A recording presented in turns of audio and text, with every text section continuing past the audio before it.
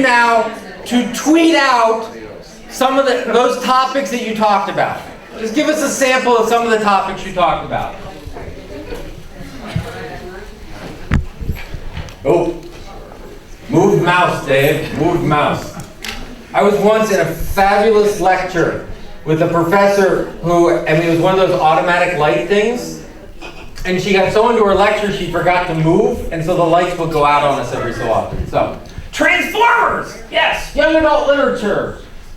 Troubleshooting and sock. Okay?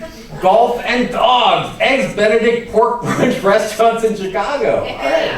Yes. Doctor Who. Love it. Yay. Yarn arts, puppets, parakeets.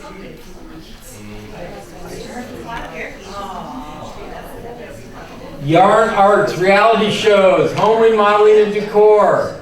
Vatican Library to read ancient church writings. Yes. I'll be there in 2 weeks. I'll let you know how it is.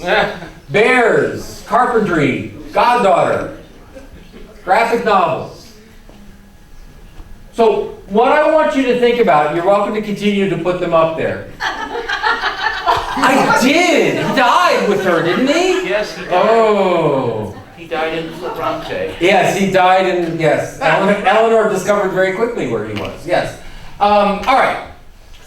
What I want you to think about for a moment is reflect, how hard was it for you to identify a topic that you could talk about for 2 minutes? Not hard at all, right? We have these passions amongst ourselves, right? And look at the variety that we're talking about, right? Now, the question then becomes, how can we use this passion? Because I think it was Jamie LaRue said everyone wants to write a book. Everyone has these passions. One of the things, we got into a brief back and forth about the word consumer and user at some point. When we look at our communities as people to be served, as separate from us, as needing our help, we totally miss that community is a rich stew of expertise, passion, and interest that we can unleash and utilize within us. If we make our services as porous as our collections have become, imagine we can begin to serve people on many different topics where we don't have to become the expert. Now, there are lots of issues, and that's where we're headed next. So I know that what was it that Michael talked about? Right? I know someone's waiting to do this, so stick with me. We'll get there.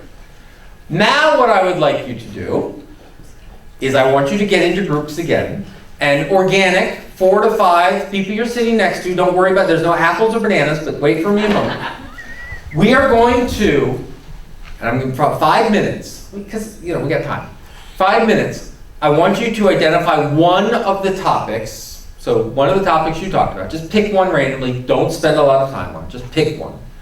And I want you to think about how libraries could build a program to support the person who had that topic. So let me be real clear on this. How you could support the person with that topic. Not how you could do a program on X. How you could use this person in a program about X. So for example, gardening. By the way, me, no. But let's pretend for a moment. Gardening. Right? So I come in, I say I have a passion about gardening. The question isn't, we have books on gardening and we could do a seed library and all of this stuff, right? Suddenly what we say is that's a question, we're going to serve them because we're going to help them.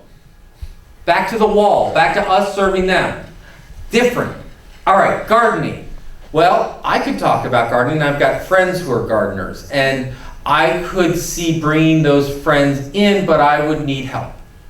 So what are some of the things that libraries could do, just sort of to prime this conversation? We could provide space, right? We could provide, and this is a radical idea, organizational skills. All that time that we spend in committees and meetings, believe it or not, that's a skill. That if we can provide logistics, if we can provide calendaring, if we can provide what do they need to do it, the supplies, etc. So, Find a group, pick one topic, and brainstorm a service around the person with that topic. All right? Don't worry, it's free form. There are no wrong answers. All right? Go. Find a group.